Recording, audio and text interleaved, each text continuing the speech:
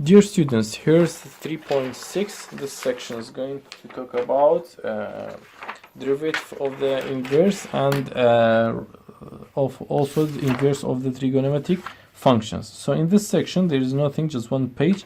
He is going to talk about another technique for finding derivative of the inverse. So I'm not recommending you to use this method because really it's a little bit what you see, you can see is mixed about the information, but here this is very important. So in 3.6 we have nothing, but in the 3.7 this is very important. It's talking about the inverse of the trigonometric functions, and you can directly go into without using these all, because you use this one to prove how to cut. Use this table is very important for you.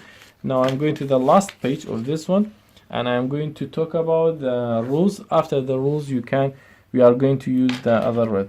So this rule and that rule and that, they are the same with the 1 and the 3rd and the 5th. How? Look at, if you have y is equal to sine inverse of the x, the derivative will be what? Will be 1 over 1 minus u prime. For example, you have a u here, another function, u square u prime. So number minus variable square 1 over u prime here. Okay, so how about cosine? How about cosine inverse of u? You can see there is no difference. Just we have what? Just we have what? Just we have a negative here.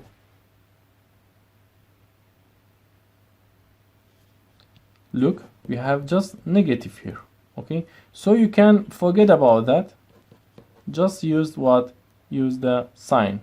How about tan? The same. If y is equal to tan inverse of u, sorry, y prime will be what? 1 over 1 plus a u square u prime. So this is the formula. They are very important. Do not forget about, really, these three formula are very important for the integrals, especially in the Cal 2. You need it a lot. You will use it a lot. So I'm going to apply these rules. Number 5, apply these rules, okay, with the example. So is 1 over u, you can write just u square minus 1 u prime. Look, what's the difference between here and there? We have 1 minus u. How about here? We have u square minus u and an extra u.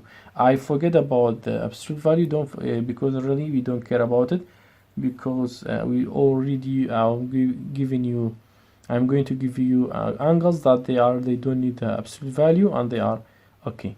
So we have a 3. Do not forget, just try to control these 3 rules, which they are the other one, they are repeated of the okay.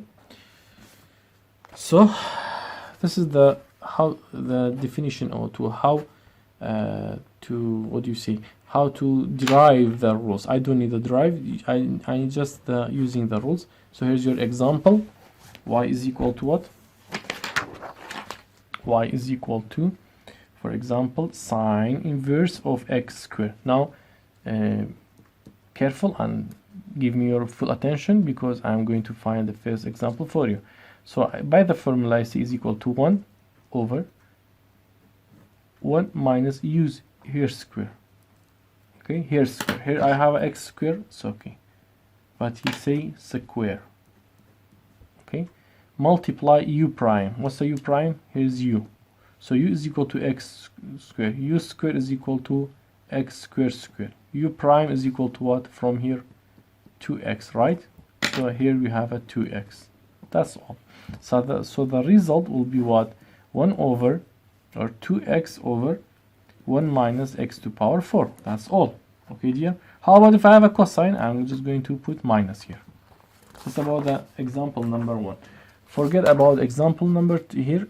Just try to memorize this one, and also try to find also try to memorize this one. And now here's the example. I'm going to solve this example for you. The example in the exam and test will be like that.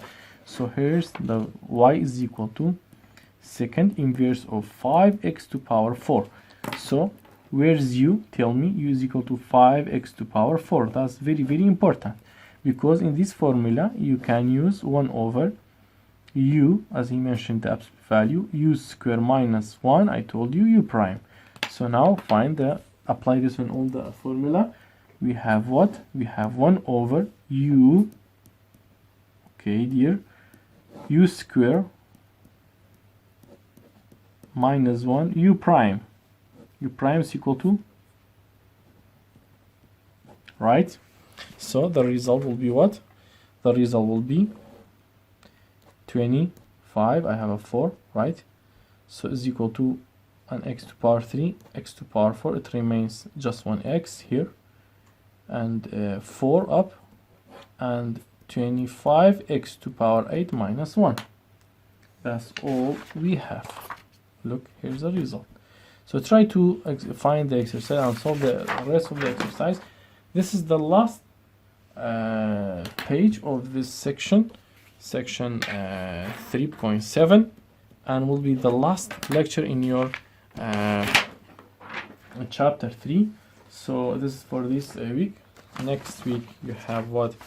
You have chapter 4, which is talking about the applications of the derivative. Thank you for watching this movie. Have a nice time.